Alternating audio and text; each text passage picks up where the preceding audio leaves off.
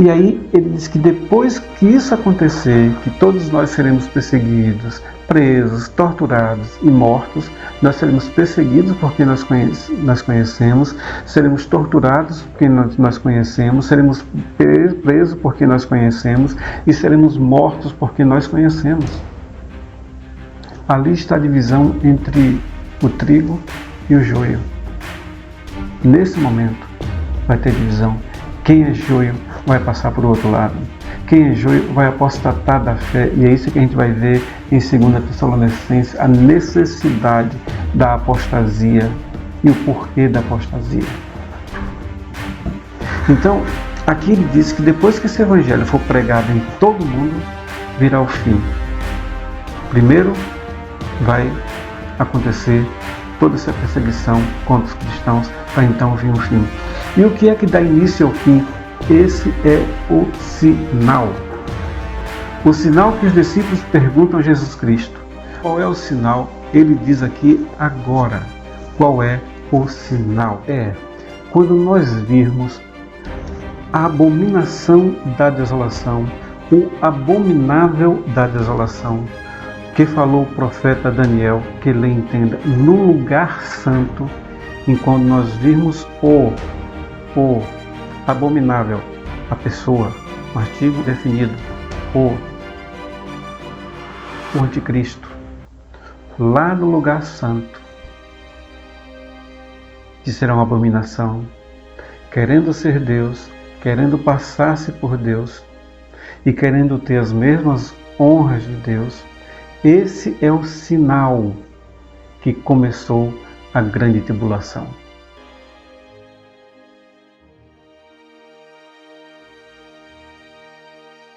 Olá, meu nome é Marcos Brito e esse é o canal Parlatório do Fim e Eventos Finais.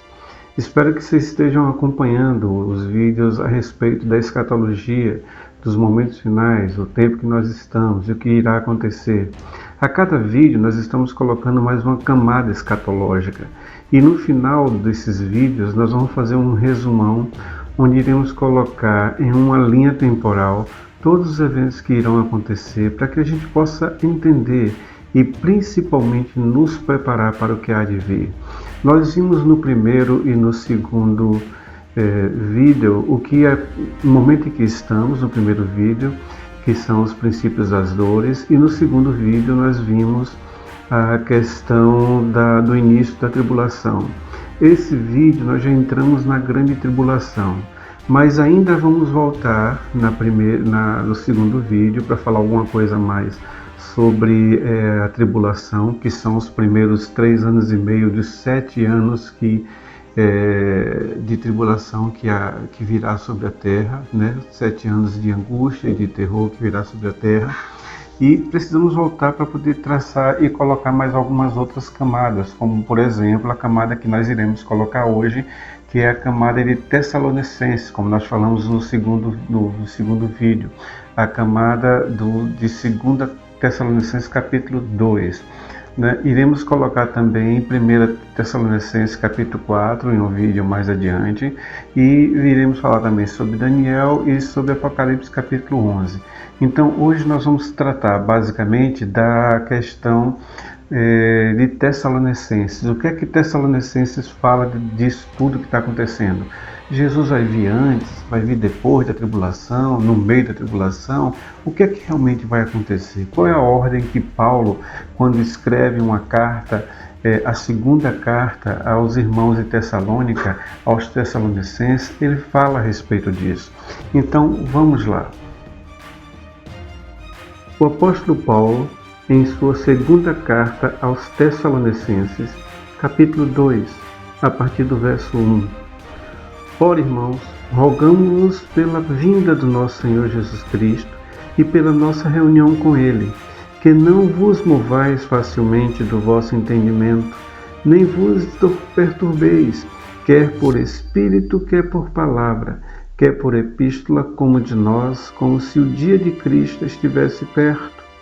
Ninguém de maneira nenhuma vos engane, porque não será assim, sem que antes venha a apostasia e se manifeste o homem do pecado, o filho da perdição, o qual se opõe e se levanta contra tudo que se chama Deus, ou se adora, de sorte que se assentará como Deus no templo de Deus, querendo ser Deus.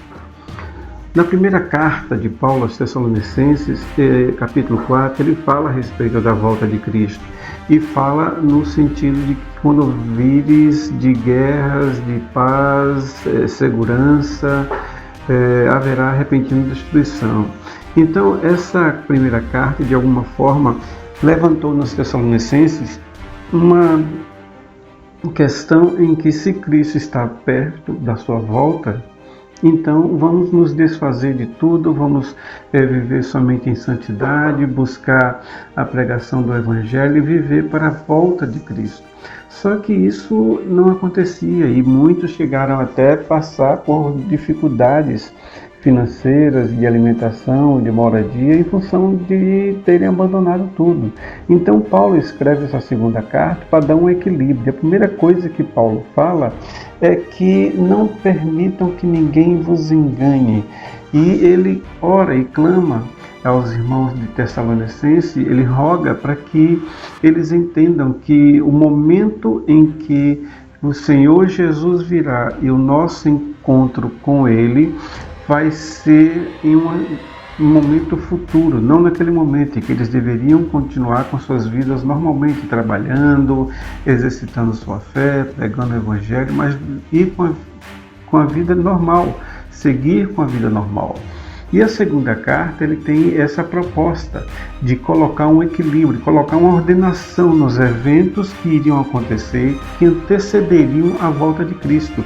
E ele fala no versículo 3, ninguém de maneira alguma vos engane, ou seja, tire de vocês esse marco, isso que nós estamos instituindo, não se mova dessa posição de que o Senhor Jesus vai voltar, né? E nós vamos nos encontrar com Ele. Ele também diz que no verso 4, no verso 3, de maneira nenhuma vos engane, porque não será assim, não será assim. Aí eu tenho que entender qual é o tópico frasal, ou seja, qual é o tópico dessa abordagem, desse capítulo 2.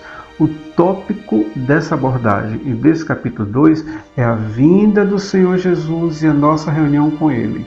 A vinda do Senhor Jesus e nossa reunião com Ele. Ou seja, o tópico é o arrebatamento.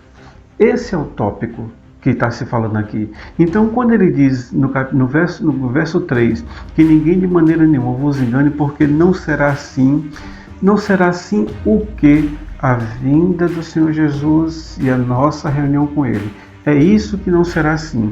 Não será assim, ou seja, o Senhor Jesus não vai voltar para o arrebatamento sem que antes venha a apostasia e se manifeste o homem do pecado, o filho da perdição.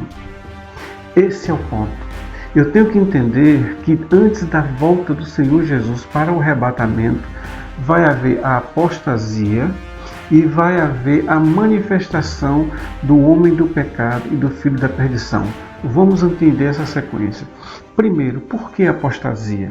Por que apostasia? Lembre-se que a apostasia não se dá com pessoas que estão fora do Evangelho. A apostasia se dá com pessoas que estão dentro do Evangelho. Judas apostatou da fé. E muitos outros apostataram da fé. E hoje continua havendo apostasia dentro das igrejas e às vezes a igreja inteira são apóstatas. Então eu tenho que entender por que a apostasia, por que o Senhor fala da necessidade da apostasia. Isso é a separação do joio e do trigo que nós vimos lá fora. O joio tem que sair. A apostasia está tirando o que é joio de dentro da igreja. A apostasia está tirando aquilo que contamina a igreja, aquilo que não é sal, que não é luz, que não contagia as pessoas com o Evangelho verdadeiro de Cristo Jesus. A apostasia é necessária para que haja uma limpa da volta de Cristo, para a volta de Cristo.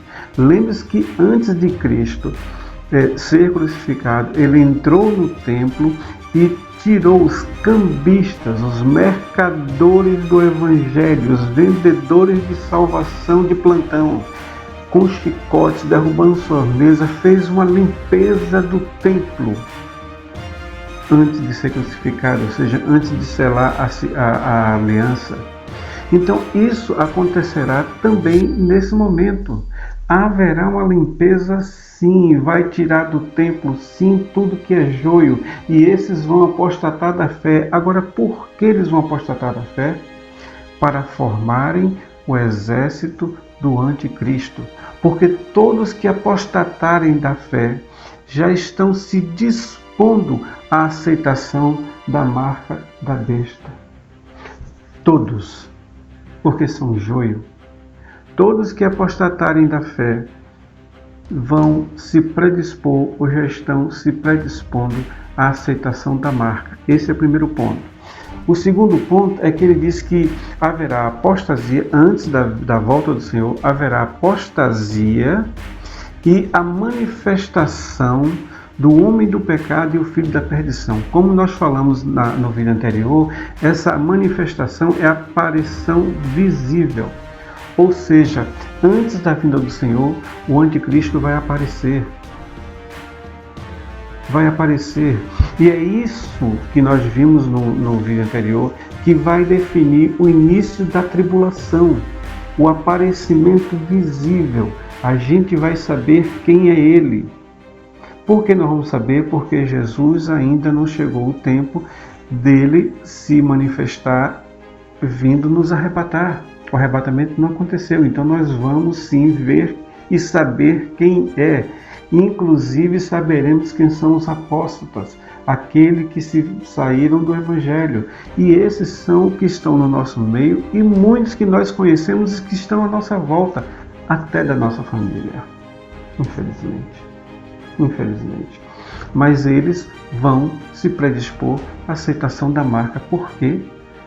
Amor pelo mundo, amor pelo Egito espiritual, daquilo que aprisiona, o dinheiro, a corrupção, o vil metal, o empoderamento sem medida. Isso vai fazer com que muitos apostatem. Por quê? Porque eles já se acostumaram a essa vida de falsa riqueza e são avarentos e querem ainda mais. Então, quando isso acontecer em sua plenitude, o anticristo vai se manifestar, ou seja, vai aparecer visivelmente e ali vai fazer o primeiro acordo. Por isso, os acordos de paz que aconteceram desde sempre, na década de 60, na década de 70, de 80, de 90, nós vamos ver isso em um outro vídeo, todos os acordos de paz e o fracasso deles e o motivo pelo qual é o anticristo que vai fazer esse acordo de paz. Esse acordo de paz envolve territórios. Todo acordo de paz envolve territórios, terras, pode sondar. E esse acordo de paz não será diferente, porque vai envolver o monte do templo, que hoje está sob o poder e sobre a gestão muçulmana. Os judeus podem subir, mas com restrição. Os cristãos podem subir. Vai mais cristão lá em cima do que judeu. E pessoas de outras religiões e de outras nações podem subir. E as restrições que existem são nos dias de festas, né, muçulmano, como a Ramadã e outras coisas. Mas podem subir. Mas esse local vai fazer parte do índex de paz. Aquela concessão do templo vai ser dada para que os judeus possam construir o templo. E a impressão que eu tenho, em função de eu ter estado em Israel, visto lá no Monte do Templo e olhado toda a região ali do Monte do Templo, eu não vejo particularmente por que destruir o Domo da Rocha. E essa, para mim, vai ser a grande chave do anticristo, que ele vai mostrar exatamente onde é que vai ficar o templo, e o templo vai ficar em linha reta do portão dourado, da Porta Formosa, como era nas plantas antigas. Já falamos sobre isso em um vídeo. Então, quando você passa uma linha reta em um ângulo de 90 graus do portão dourado, você vê que o templo ele pode ser construído sem precisar destruir o domo da rocha. E aí vai ser o grande lance do acordo de paz que vai ser aceito. E esse acordo de paz vai demorar 3 anos e meio, porque vai ser uma falsa paz. Porque o anticristo quer que o templo seja construído para que ele possa assentar no lugar de Deus. Veja que isso é uma guerra histórica. É desde quando Satanás tentou sentar no trono de Deus no céu. E ele não conseguiu. Então ele quer aqui na terra, no templo que os judeus erigiram a mando do Senhor, para o Senhor, ele quer entrar e sentar nesse templo. E isso vai acontecer no final de 3 anos e meio. Mas nesse momento, o que o apóstolo Paulo está dizendo aqui é que a gente não se preocupe com esse tempo ou do arrebatamento, porque o arrebatamento só acontecerá depois da manifestação do filho da perdição, do homem do pecado. Ele fala mais algumas coisas aqui. Diz que ele se opõe e se levanta contra tudo que se chama Deus ou se adora, de sorte que se assentará como Deus no templo de Deus, querendo parecer Deus. Para isso acontecer, o templo tem que ser construído. E eu fiz alguns cálculos a respeito disso, e em função da utilização de pré-moldados, porque hoje tudo está na base de pré-moldados, eles levariam 8 a 9 meses para construir o templo. Não seria como antigamente, que passou 46 anos como o segundo templo, o templo de Herodes. Não seria. Seria tudo através de pré-moldado. Já estaria pronto, era só encaixar e montar. O requisito maior está nos utensílios do templo. Ali sim tem os utensílios maior, que tem o candelabro que já está pronto. Eu vi na praça em Israel um candelabro todo de ouro, enorme, já está pronto. Os utensílios do templo, como pá para pegar o incenso, a mesa do incenso, a mesa do pão das proposições, tudo isso já está pronto. Eu vi no Instituto do Templo em Israel. Já está tudo pronto. Então, fazer a caixa do templo vai ser feita em 9 meses, pelo cálculo que eu fiz. Uma outra coisa, ele não vai fazer o templo completo, porque o átrio do templo não vai ser construído, porque ele vai ser dado aos gentios para serem pisados, conforme diz Apocalipse capítulo 11, que nós vamos estudar no próximo vídeo. O próximo vídeo vai ser Apocalipse capítulo 11.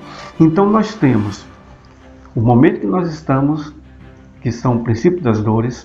Então vem o princípio das dores, o acordo de paz, de falsa paz, criada pelo anticristo, onde vai envolver um monte do templo, para que seja construído o templo, onde ali judeus e gentios e muçulmanos, todos, né, vão estar andando em volta, como diz Apocalipse 11. 3 anos e meio depois, né, vai haver uma coisa que se diz aqui em Apocalipse, em Tessalonicenses, que nós vamos olhar agora, que é a revelação do anticristo. Primeiro ele vai se manifestar. O que é que isso quer dizer? Ele vai aparecer visivelmente. E segundo, ele vai se revelar, dizer quem realmente ele é e o que realmente ele vai fazer. Aí é que os israelitas, os judeus, vão entender que ele não é o Messias, mas o falso Messias, porque até então eles achavam que era, porque o Messias, segundo ele, vai trazer paz e reconstruir todo como Davi reconstruiu, e não vai ser assim. E aí eles vão ver que eles estavam enganados, que aquele não era o Messias, que o Messias é o verdadeiro Messias, Jesus Cristo. Então veja bem, o verso 4 diz que haverá a construção do templo e que o anticristo vai se sentar lá querendo ser Deus, parecer como Deus. O verso 5, ele faz uma menção que isso já havia sido conversado com os Tessalonicenses. Ele diz: não vos lembrais de que essas coisas vos dizia quando ainda estava convosco? E aí ele vem ao verso 6, que é o seguinte, olha só. E agora vós sabeis o que o detém, para que ao seu tempo próprio seja manifestado. Aí eu tenho que voltar ao tópico frasal, para entender o assunto que está sendo tratado nessa epístola, no capítulo 2 dessa epístola. O tópico que está sendo discutido nessa epístola é a volta de Jesus e quando isso vai acontecer. É a volta de Jesus e quando isso vai acontecer. E ele já dá um sinal. A primeira coisa que Paulo diz é que ela não vai acontecer, a volta com arrebatamento, sem que antes venha a apostasia e seja manifestado, ou seja, que apareça visivelmente o anticristo e ele domine sobre todas as nações. E isso vai acontecer através da ONU, porque é a ONU que dirige todas as nações desde 1948, após a Segunda Guerra. É ela que tem ali 165 nações, se eu não estou enganado, se não me falha a memória. Então é através da ONU que ele vai gerir todas essas coisas, com o poder da ONU, com o brasão da ONU que ele vai fazer isso, né? Então ele vai primeiro apostasia, depois ele vai aparecer e começar a gerir o mundo inteiro como salvador da pátria, como salvador do mundo, através da questão climática, através da questão econômica, através da fome, através da peste. Ele vai colocar ordem nisso tudo. Por isso há necessidade de desconstrução e desorganização mundial, para que ele entre como salvador da pátria. E aqui diz que ele vai se apresentar e vai construir o templo, né? E isso está no verso 4. Quando chega na questão do fim da construção do templo, que ele entra no templo e quer aparecer Deus, isso já apareceu, já passou 3 anos e meio de tribulação. E aí vai entrar na grande tribulação por causa dessa manifestação dele. Porque primeiro ele se manifesta, aparece visivelmente, e depois ele se revela a sua natureza. E aqui diz no verso 6 o seguinte: agora sabeis que o detém. O detém quem? Detém a vinda do Senhor, a volta do Senhor. Quem detém é a aparição dele. Então, Satanás vai querer que esse tempo seja postergado o máximo que puder, porque quanto mais postergar, mais pessoas vão apostatar da fé, mais pessoas vão para o inferno, mais pessoas vão seguir as linhas e tendências demoníacas para esse mundo, porque esse mundo é reino dele. O próprio Jesus disse isso: meu reino não é nesse mundo. O próprio Satanás declarou a Jesus isso, quando diz: se você se prostrar, eu te darei todos esses reinos. Ele não poderia dar o que não é dele. E se o que ele falou fosse mentira, Jesus teria dito: não, você não pode dar, porque esse reino é do meu Pai, esse reino é meu, esse reino não é seu. Então, esse reino que nós estamos vivendo hoje é dele. Então ele vai fazer o que ele quiser. Se ele pudesse, ele postergava ainda mais. Só que Deus disse que se esses tempos não fossem diminuídos, né, da tribulação, provavelmente muitos salvos iriam também apostatar. Então o que é que Deus faz? Ele diminui esse tempo passa mais rápido, e a sensação que nós temos sentido é justamente essa, que os dias e os anos estão passando mais rápido. Isso precisa acontecer para que Satanás tenha poder sobre menos pessoas e Deus possa então fazer com que o evangelho dele chegue a todo mundo. O evangelho de Deus nós já sabemos o que é, o que está lá em Mateus. O evangelho é o nosso testemunho durante a tribulação. E aqui está dizendo por que Satanás é que limita, ou seja, por que ele é quem detém a volta de Cristo. Não é porque ele tem mais poder, não. É porque assim é instituído, assim é a sequência das coisas. Não é porque ele tem mais poder, não. Ele faz isso, ele detém, porque a volta de Cristo só vai acontecer depois que ele aparecer.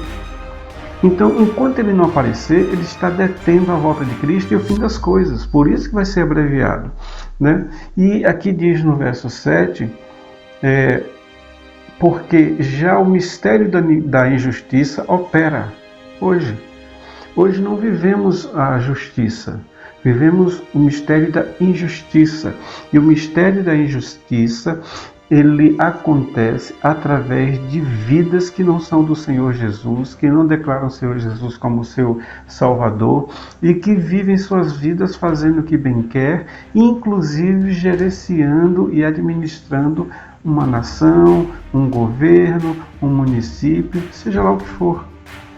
Essas pessoas que não temem a Deus é que está fazendo com que o mistério da injustiça aconteça no mundo, através de corrupção, através de falsos juízos, através de pandemias que são escondidas os seus números reais para que alguma coisa financeira aconteça, no sentido de uma festa, como foi o Carnaval, que deu o startup dessa pandemia, como foi o São João e outras coisas mais. Né? É o mistério da injustiça que está fazendo com que isso aconteça, porque o mistério da injustiça opera somente a um que agora resiste até que do meio seja tirado, e então será revelado o iníquo, a revelação dele, e ele vai se manifestar, vai se revelar, dizendo realmente quem ele é. Somente a um que agora o resiste até que do meio seja tirado. Então será revelado o iníquo, a quem o Senhor desfará pelo assopro da sua boca e aniquilará pelo esplendor da sua glória. A gente acha, ou pelo menos se pensa, que vai ter uma batalha monumental entre a luz e as trevas, que vai ter um conflito entre Deus e Satanás. Se Deus lutar contra Satanás como Deus, Satanás já teria exterminado há muito tempo.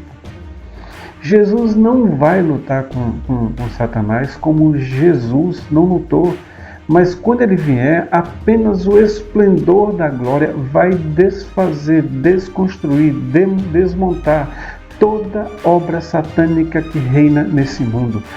Ele não vai lutar, apenas o esplendor da sua glória com Satanás. Mas haverá a guerra do Meguido, né? Do Meguido. Mas com Satanás, se Jesus for lutar com Satanás, vai acontecer o que aconteceu. Só o esplendor da glória dele vai destruir Satanás, vai aniquilar o anticristo. Daí a gente vai ver isso mais adiante, porque a partir do momento que comece o milênio, o anticristo e o falso profeta vão ser lançados no mar de fogo, né? E Satanás vai ser preso, né? E por 1000 anos. Por 1000 anos. Então, aqui o que está dizendo é que o que nós estamos vivendo hoje, o princípio das dores, quando a gente vir que o anticristo se levantou e essa pessoa vai dominar todas as nações, e eu creio que será através da ONU e de órgãos dessa magnitude.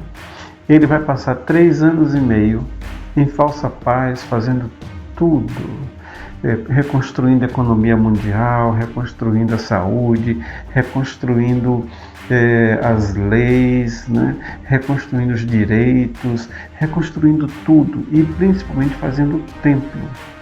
O objetivo dele não é reconstruir essas coisas, é fazer o templo para se sentar no lugar de Deus como sendo Deus. Quando isso acontecer, ele vai se revelar, dizer quem realmente ele é.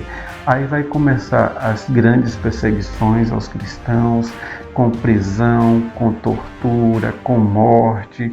E os judeus vão entender que ele não era o Messias esperado, mas sim o anti-Messias, que o Messias já teria vindo, né, que veio há 2000 anos atrás. O nome dele é Jesus Cristo. Jesus Cristo. E por fim, e então será revelado o iníquo, a quem o Senhor desfará pelo assopro de sua boca e aniquilará pelo esplendor da sua vinda. A esse cuja vinda é segundo a eficácia de Satanás, quem? O anticristo é segundo a eficácia de Satanás,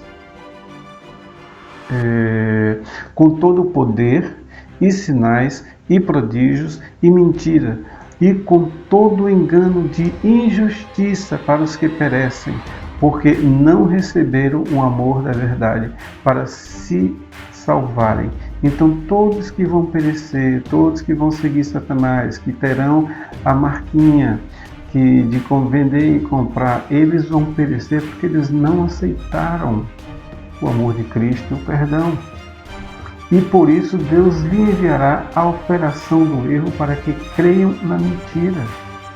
Porque eles não aceitaram o amor de Deus pela salvação por intermédio de Jesus, eles seriam entregues à operação do erro.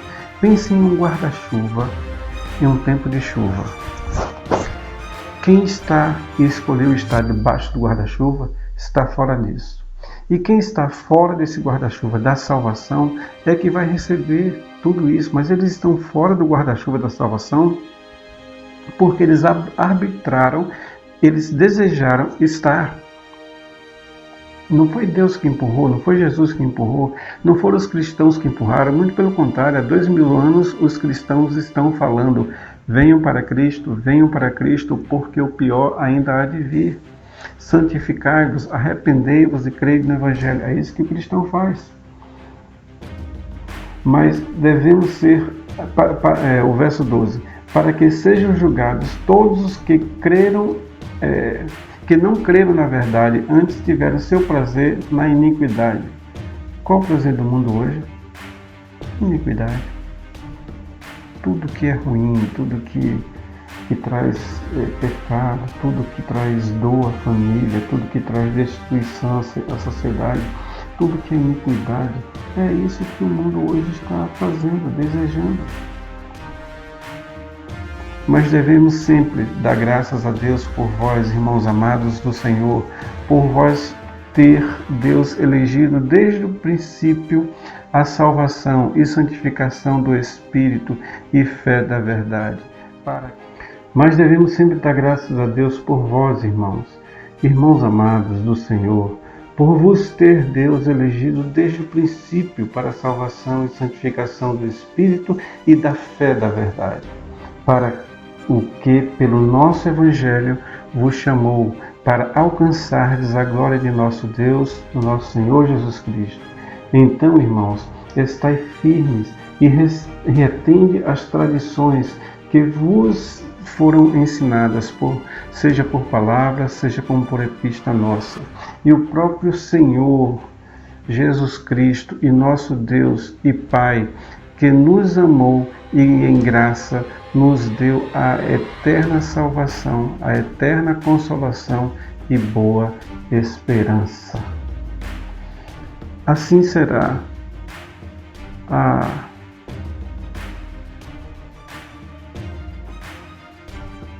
Ficamos por aqui, irmão, nesse vídeo, e pedimos a Deus que conduza a vida de cada um de nós, nos oriente em todas as coisas, nos faça cada vez mais santos, que nós estejamos com os olhos abertos em Cristo Jesus, para que possamos entender o tempo e as épocas, e que o Senhor esteja sempre conosco, conduzindo todos os nossos olhares, pensamentos, gestos, atitudes, de um comportamento digno de sermos chamados filhos de Deus. Deus abençoe grandemente. Até a próxima. Bye.